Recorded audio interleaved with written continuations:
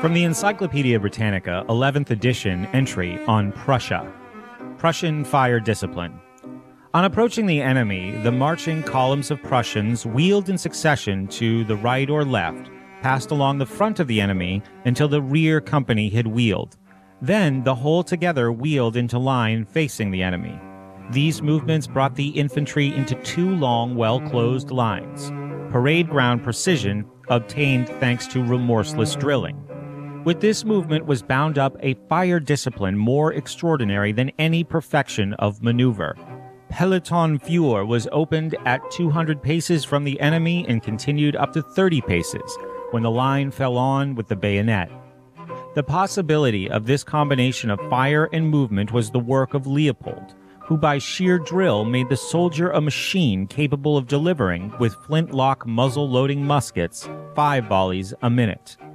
The special Prussian fire discipline gave an advantage of 5 shots to 2 against all opponents.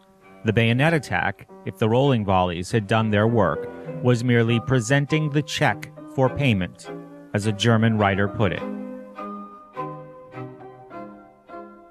The particular utopia American believers chose to bring to the schoolhouse was Prussian.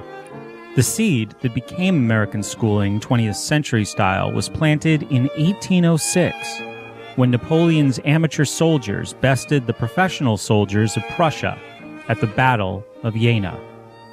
When your business is renting soldiers and employing diplomatic extortion under the threat of your soldiery, losing a battle like that is pretty serious. Something had to be done. The most important immediate reaction to Jena was an immortal speech, the Address to the German Nation, by philosopher Johann Fichte, one of the influential documents of modern history leading directly to the first workable compulsion schools in the West. Other times, other lands talked about schooling, but failed to deliver. Simple forced training for brief intervals and for narrow purposes was the best that had ever been managed. This time would be different.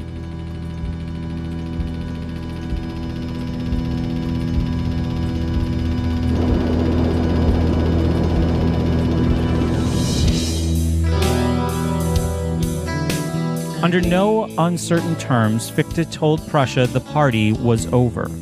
Children would have to be disciplined through a new form of universal conditioning. They could no longer be trusted to their parents. Look what Napoleon had done by banishing sentiment in the interests of nationalism. Through forced schooling, everyone would learn that work makes free, and working for the state, even laying down one's life to its commands, was the greatest freedom of all. Here in the genius of semantic redefinition lay the power to cloud men's minds, a power later packaged and sold by public relations pioneers Edward Bernays and Ivy Lee in the seed time of American forced schooling. Prior to Fichte's challenge, any number of compulsion school proclamations had rolled off printing presses here and there. The problem was, earlier ventures were virtually unenforceable, roundly ignored by those who smelled mischief lurking behind fancy promises of free education. Prussia was prepared to use bayonets on its own people as readily as it wielded them against others. So it's not at all that surprising that the human race got its first effective secular compulsion schooling out of Prussia in 1819. The same year Mary Shelley's Frankenstein, set in the darkness of far-off Germany, was published in England. Shelley came after more than a decade of deliberations, commissions, testimony, and debate. The Prussian mind had a clear idea of what centralized schooling should deliver. 1. Obedient soldiers to the army. 2. Obedient workers for mines, factories, and farms. 3. Well-subordinated civil servants trained in their function. 4. Well-subordinated clerks for industry. 5. Citizens who thought alike on most issues. And 6. National uniformity in thought, word, and deed. The area of individual volition for commoners was severely foreclosed by Prussian psychological training procedures drawn from the experience of animal husbandry and equestrian training, and also taken from past military experience. Much later, in our own time, the techniques of these assorted crafts and sullen arts became discoveries in the pedagogical pseudoscience of psychological behaviorism. Prussian schools delivered everything they promised. Every important matter could now be confidently worked out in advance by leading families and institutional heads, because well-schooled masses would concur with a minimum of opposition. The tightly schooled consensus in Prussia eventually combined the kaleidoscope German principalities into a united Germany, after 1,000 years as a nation in fragments. What a surprise the world would soon get from this successful experiment in national centralization. Under Prussian state socialism, private industry surged, vaulting resource-poor Prussia up among the world leaders. Military success remained Prussia's touchstone, even before the school law went into full effect as an enhancer of state priorities. The Army Corps was the principal reason for Napoleon's defeat at Waterloo, its superb discipline allowing for a surprisingly successful return to combat after what seemed to be a crushing defeat at the Little Corporal's hands just days before. Unschooled, the Prussians were awesome. Conditioning in the classroom promised to make them even more formidable. The immense prestige earned from this triumph reverberated through an America not so lucky in its own recent fortunes of war, a country humiliated by a shabby showing against the British in the War of 1812. 30 years after Prussia made state schooling work, we borrowed the structure, style, and intention of those Germans for our own first compulsion schools. Traditional American school purpose, piety, good manners, basic intellectual tools, self-reliance, etc., was scrapped to make way for something different. Our historical destination of personal independence gave way slowly to Prussian purpose schooling, not because the American way lost in any competition of ideas, but because for the new commercial and manufacturing hierarchs, such a course made better economic sense. The private advance towards nationalized schooling in America was partially organized, although little had ever been written about it. Orestes Brownson's journal identifies a covert national apparatus, to which Brownson briefly belonged, already in place in the decade after the War of 1812. One whose stated purpose was to Germanize America, beginning in those troubled neighborhoods where the urban poor huddled and where disorganized new immigrants made easy targets, according to Brownson. Enmity on the part of the old stock middle class and working class populations toward newer immigrants gave these unfortunates no appeal against the school sentence to which Massachusetts assigned them. They were in for a complete makeover, like it or not.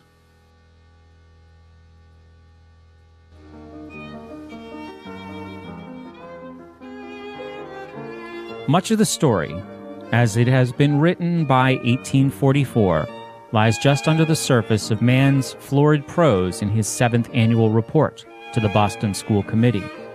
On a visit to Prussia the year before, he had been much impressed, so he said, with the ease by which Prussian calculations could determine precisely how many thinkers, problem solvers, and working stiffs the state would require over the coming decade. Then, how it offered the precise categories of training required to develop the percentages of human resource needed. All this was much fairer to Mann than England's repulsive episcopal system, schooling based on social class.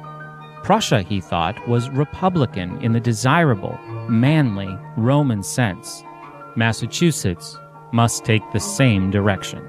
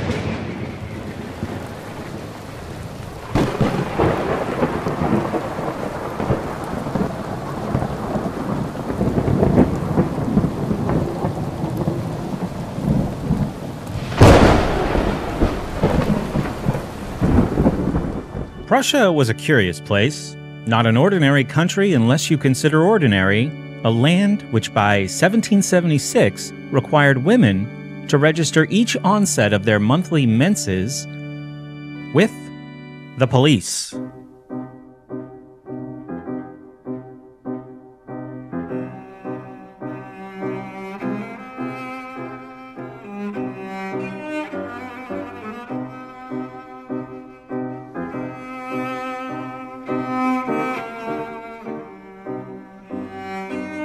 North America had been interested in Prussian developments since long before the American Revolution, its social controls being a favorite subject of discussion among Ben Franklin's exclusive private discussion group, the Junto. When the phony Prussian Baron von Steuben directed bayonet drills for the colonial army, interest rose even higher. Prussia was a place to watch, an experimental state totally synthetic like our own, having been assembled out of lands conquered in the last crusade. For a full century, Prussia acted as our mirror, showing elite America what we might become with discipline.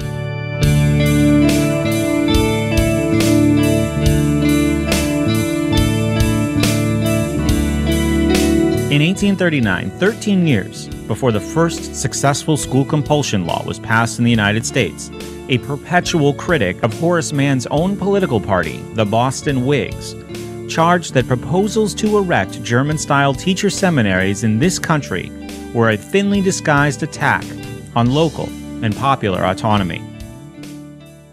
The critic, Orestes Brownson, allowed that state regulation of teaching licenses was a necessary preliminary only if school were intended to serve as a psychological control mechanism for the state and as a screen for a controlled economy. If that was the game truly afoot, said Brownson, it should be reckoned an act of treason. Where the whole tendency of education is to create obedience, Brownson said, all teachers must be pliant tools of government. Such a system of education is not inconsistent with the theory of Prussian society, but the thing is wholly inadmissible here. He further argued that according to our theory, the people are wiser than the government. Here, the people don't look to the government for light, but the government looks to the people. He concluded that to entrust government with the power of determining education which our children shall receive is entrusting the servant with the power of the master. The fundamental difference between the United States and Prussia has been overlooked by the Board of Education and its supporters. This same notion of German influence on American institutions occurred recently to a historian from Georgetown, Dr. Carroll Quigley.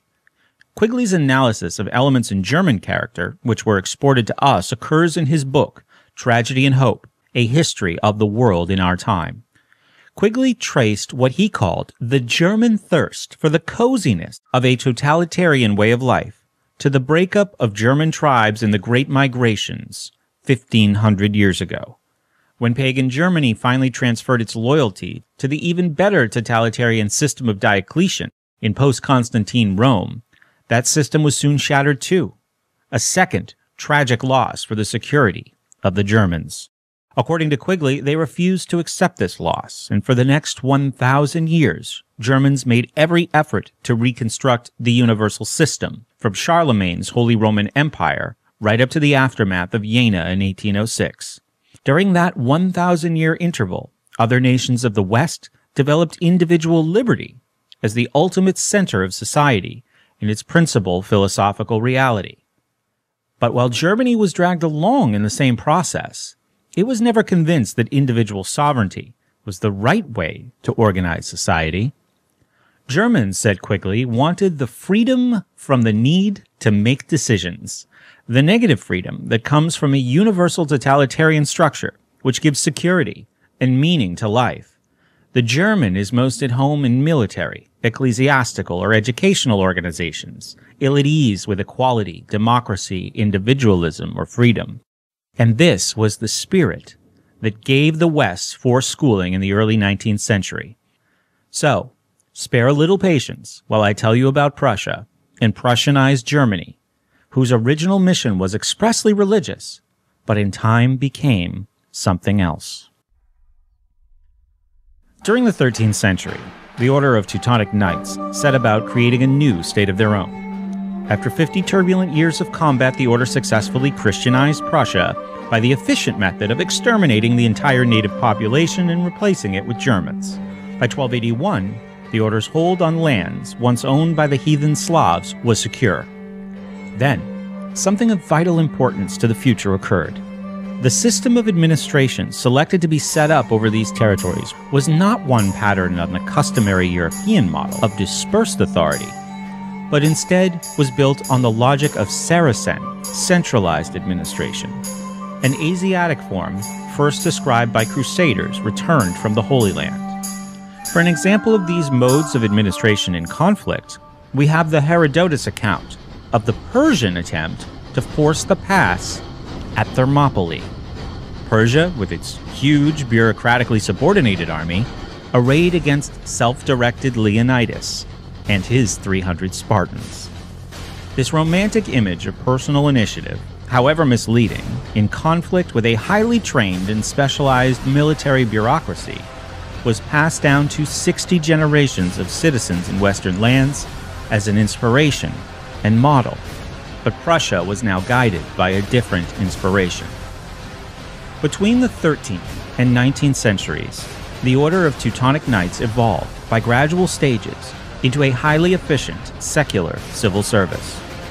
In 1525, Albert of Brandenburg declared Prussia a secular kingdom. By the 18th century, under Frederick the Great, Prussia had become a major European power in spite of its striking material disadvantages. From 1740 onwards, it was feared throughout Europe for its large, well-equipped, and deadly standing army. The mature Prussian state structure was almost complete.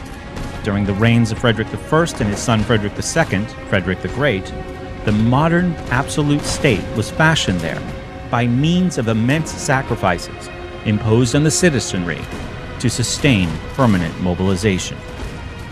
The historian Thomas Macaulay wrote of Prussia during these years, "The king carried on warfare as no European power ever had.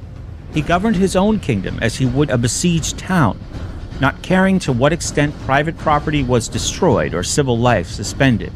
The coin was debased, civil functionaries unpaid, but as long as means for destroying life remained, Frederick was determined to fight to the last." German writer and statesman Johann Wolfgang von Goethe said, "Frederick saw Prussia as a concept, the root cause of a process of abstraction consisting of norms, attitudes, and characteristics which acquired a life of their own. It was a unique process, supra-individual, an attitude depersonalized, motivated only by the individual's duty to the state." Now today, it's easy for us to recognize Frederick as a systems theorist of genius, one with a real country to practice upon. Under Frederick William II, Frederick the Great's nephew and successor, from the end of the 18th century on into the 19th, Prussian citizens were deprived of all rights and privileges. Every existence was comprehensively subordinated to the purposes of the state, and in exchange, the state agreed to act as a good father, giving food, work and wages suited to the people's capacity, welfare for the poor and elderly, and of course, universal schooling for children.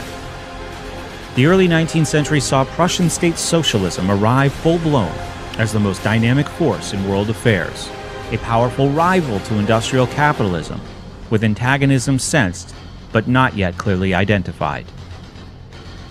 It was the moment of schooling, never to surrender its grip on the throat of society once achieved.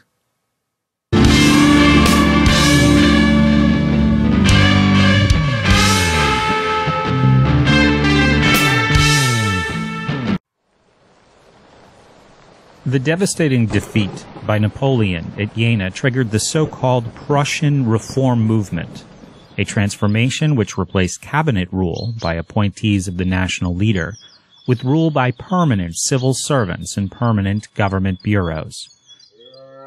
Ask yourself which form of governance responds better to public opinion, and you will realize what a radical chapter in European affairs was opened.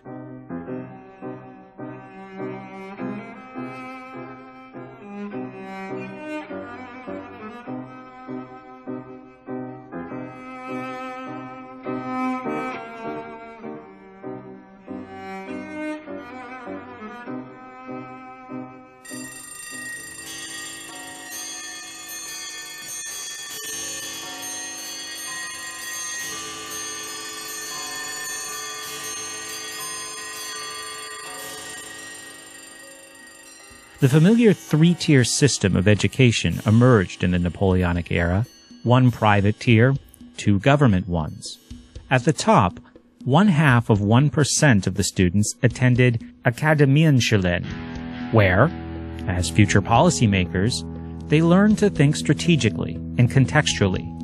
They learned complex processes and useful knowledge. They studied history, wrote copiously, argued often, read deeply, and mastered tasks of command. The next level, Realschulen, was intended mostly as a manufactory for the professional proletariat of engineers, architects, doctors, lawyers, career civil servants, and such other assistants as policy thinkers at times would require. From 5 to 7.5% of all students attended these real schools, learning in a superficial fashion how to think in context, but mostly learning how to manage materials, men, and situations, how to be problem solvers. This group would also staff the various policing functions of the state, bringing order to the domain. Finally, at the bottom of the pile, a group between 92 and 94% of the population attended people's schools, where they learned obedience, cooperation, and correct attitudes, along with rudiments of literacy and official state myths of history. This universal system of compulsion schooling was up and running by 1819, and soon became the eighth wonder of the world, promising for a brief time, in spite of its exclusionary layered structure, liberal education for all. But this early dream was soon abandoned. This particular utopia had a different target than human equality. It aimed instead for frictionless efficiency.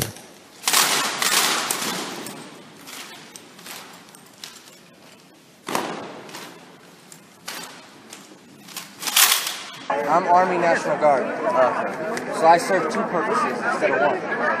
I go to Afghanistan, Iraq, and do all that. I stay home, and we have an earthquake or something, or like 9/11 goes down, guess what?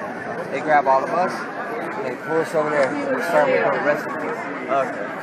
And riots break out, the cops can't handle it, they call us. We go in there and help bust out the M16. So, would you guys be interested in like getting an appointment with us? You know, come to learn more about it and seeing if it would be something you'd be interested in. Maybe I'll think about it though. Alright, you guys have a good day. From its inception, Volksschulen, the people's place, heavily discounted reading. Reading produced dissatisfaction and offered too many windows into better lives, too much familiarity with better ways of thinking. It was a gift unwise to share with those permanently consigned to low station. Heinrich Pestalozzi, an odd Swiss-German school reformer, was producing at this time a non-literary, experience-based pedagogy, strong in music and industrial arts, which was attracting much favorable attention in Prussia. Here seemed a way to keep the poor happy without arousing in them hopes of dramatically changing the social order. Pestalozzi claimed the ability to mold the poor, to accept all of the efforts peculiar to their class. He offered them love in place of ambition. By employing psychological means in the training of the young, class warfare might be avoided. Information about this Prussian schooling was brought to America by a series of travelers' reports published in the early 19th century. First was the report of John Griscombe, whose book, A Year in Europe, highly praised the new Prussian schools. Pestalozzi came into the center of focus at about the same time through the letters of William Woodbridge to the American Journal of Education, letters which examined this strange man and his humane methods through friendly eyes. Another important chapter in this school buildup came from Henry Dwight, whose travels in North Germany praised the new quasi-religious teacher seminaries in Prussia, where prospective teachers were screened for correct attitudes toward the state.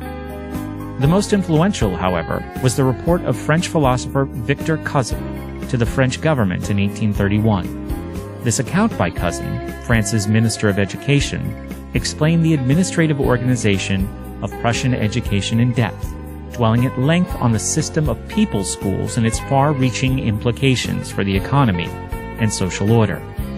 Cousin's essay applauded Prussia for discovering ways to contain the danger of a frightening new social phenomenon, the industrial proletariat. So convincing was his presentation that within 2 years of its publication, French national schooling was drastically reorganized to meet Prussian Volksschulen standards. French children could be stupefied just as easily as German ones. On Cousin's heels came yet another influential report praising Prussian discipline and Prussian results, this time by the bearer of a prominent American name, the famous Calvin Stowe, whose wife Harriet Beecher Stowe, the conscience of the abolition movement, was author of its sacred text, Uncle Tom's Cabin.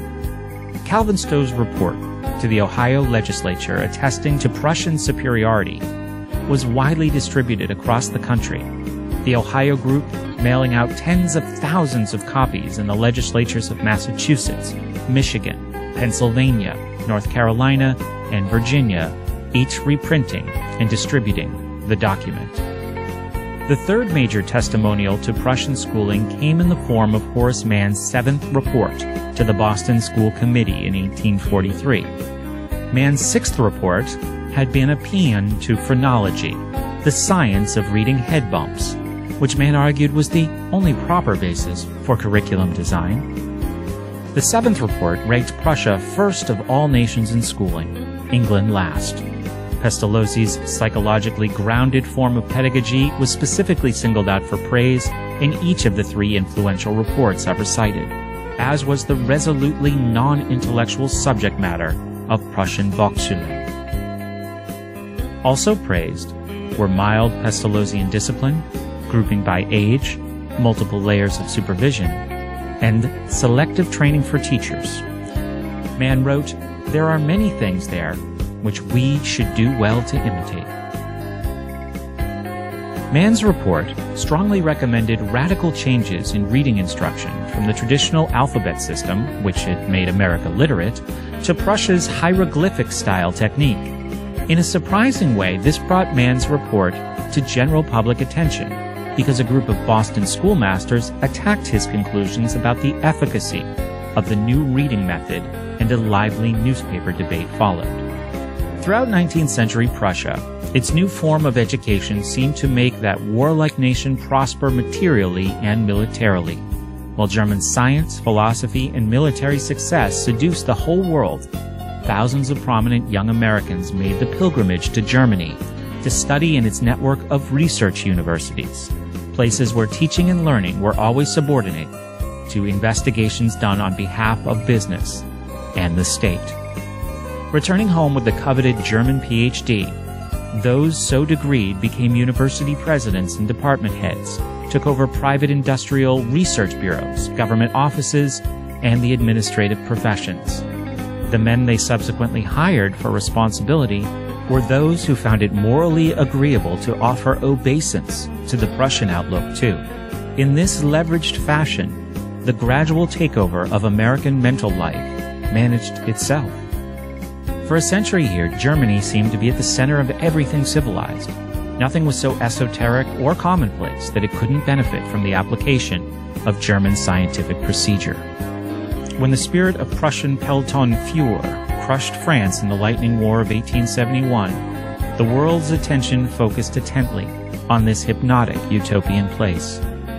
What could be seen to happen there was an impressive demonstration that endless production flowed from a Baconian liaison between government, the academic mind, and industry. Credit for Prussian success was widely attributed to its form of schooling. What lay far from casual view was the religious vision of a completely systematic universe which animated this Frankenstein nation.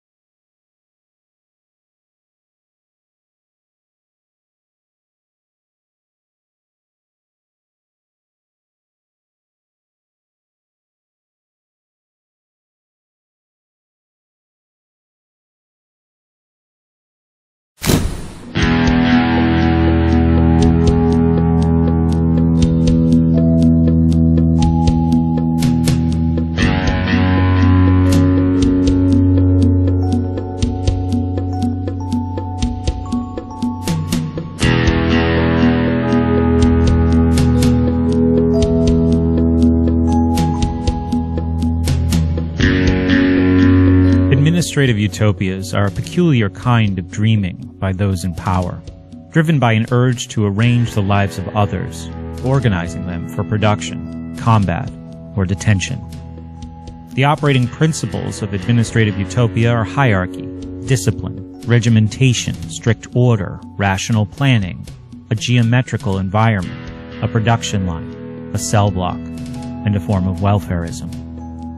Government schools, and some private schools, pass such parameters with flying colors.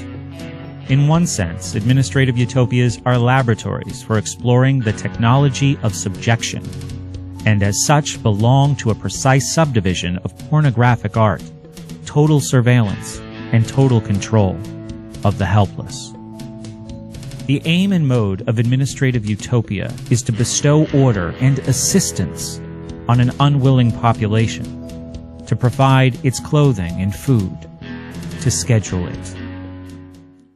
In a masterpiece of cosmic misjudgment, the phrenologist George Combe wrote Horace Mann on November 14, 1843. The Prussian and Saxon governments, by means of their schools and their just laws and rational public administration, are doing a good deal to bring their people into a rational and moral condition.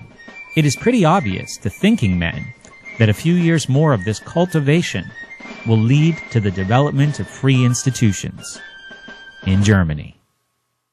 When Johnny comes marching home again, hurrah, hurrah, we'll give him a hearty welcome then, hurrah, hurrah. Earlier that year, on May 21st, 1843, Mann had written to Combe, "I want to find out what are the results as well as the workings of the famous Prussian system."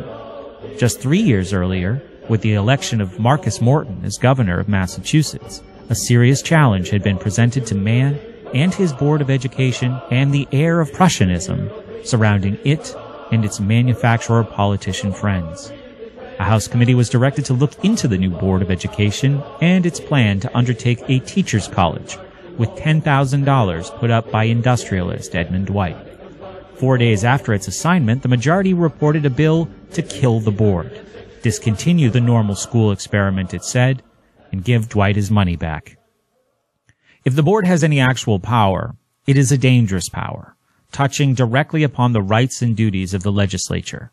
If it has no power, why continue its existence at an annual expense to the Commonwealth? But the House committee did more. It warned explicitly that this board really wanted to install a Prussian system of education in Massachusetts to put a monopoly of power in a few hands, contrary to every aspect of the true spirit of our democratical institutions. The vote of the House on this was the single greatest victory of Mann's political career. A 32-vote swing might have given us a much different 20th century than the one we saw. Mann arrived in Prussia when its schools were closed for vacation. He toured empty classrooms, spoke with authorities, interviewed vacationing schoolmasters, and read piles of dusty official reports. Yet from this non-experience, he claimed to come away with a strong sense of the professional competence of Prussian teachers, all admirably qualified and full of animation. His wife, Mary of the famous Peabodys, wrote home, "We have not seen a teacher with a book in his hand in all of Prussia. No, not one." This wasn't surprising, for they hardly saw teachers at all. Equally impressive, he wrote, was the wonderful obedience of children. These German Kinder had innate respect for superior years. The German teacher corps, the finest collection of men I have ever seen, full of intelligence, dignity, benevolence, kindness, and bearing. Never, says Mann, did he witness an instance of harshness and severity. All is kind, encouraging, animated, sympathizing. On the basis of imagining this miraculous vision of exactly the Prussia he wanted to see, Mann made a special plea for changes in the teaching of reading. He criticized the standard American practice of beginning with the alphabet and moving to syllables, urging his readers to consider the superior merit of teaching entire words from the beginning. "I am satisfied," he said, "our greatest error in teaching lies in beginning with the alphabet." The heart of Mann's most famous report to the Boston School Committee, the legendary Seventh, rings a familiar theme in American affairs. It seems, even then we were falling behind. This time behind the Prussians in education.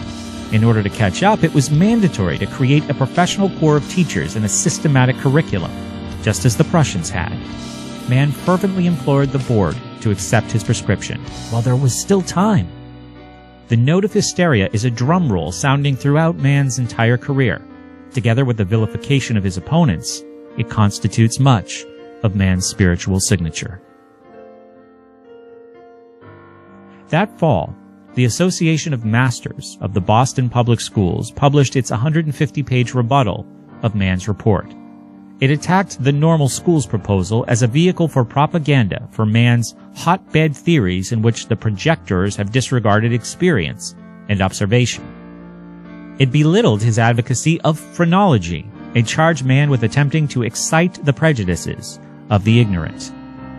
The second attack was against the teacher-centered non-book presentations of Prussian classrooms, insisting the psychological result of these was to break student potential for forming the habit of independent and individual effort.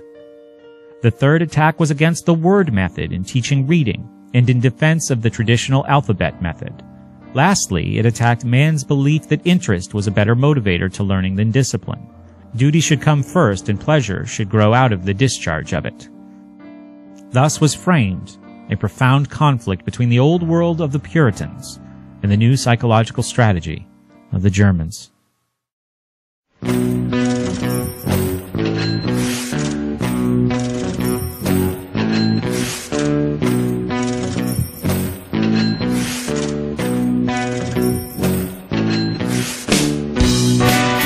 60 years later, amid a well-coordinated attempt on the part of industrialists and financiers to transfer power over money and interest rates from elected representatives of the American people to a Federal Reserve of centralized private banking interests, George Reynolds, president of the American Bankers Association, rose before an audience on September 13, 1909, to declare himself flatly in favor of a central bank modeled after the German Reichsbank. As he spoke, the schools of the United States were being forcibly rebuilt on Prussian lines. On September 14, 1909, in Boston, the President of the United States, William Howard Taft, instructed the country that it should take up seriously the problem of establishing a centralized bank on the German model. As the Wall Street Journal put it, an important step in the education of Americans would soon be taken to translate the realm of theory into practical politics, in pedagogy, as well as finance. Dramatic, symbolic evidence of what was working deep in the bowels of the school institution surfaced in 1935. At the University of Chicago's Experimental High School, the head of the Social Science Department, Howard C. Hill, published an inspirational textbook, The Life and Work of the Citizen. It is decorated throughout with the fasces, symbol of the fascist movement, an emblem binding government and corporation together as one entity. Mussolini had arrived in America. The fasces are strange hybridized images. One might almost say Americanized. The bundle of sticks wrapped around a two-headed axe, the classic Italian fascist image, had been decisively altered. Now the sticks are wrapped around a sword. They appear on the spine of this high school text, on the decorative page introducing Part 1, again on a similar page for Part 2, and are repeated on Part 3 and Part 4 as well. There are also fierce military eagles hovering above those pages. The strangest decoration of all is on the title page, a weird interlock of hands and wrists which, with only a few slight alterations of its structural members, would be a living swastika. The legend announces it as representing the united strength of law, order, science, and the trades. Where the strength of America had traditionally been located in our First Amendment guarantee of argument, now the Prussian connection was shifting the locus of attention in school to cooperation with both working and professional classes, sandwiched between the watchful eye of law and order. Prussia had entrenched itself deep into the bowels of American institutional schooling.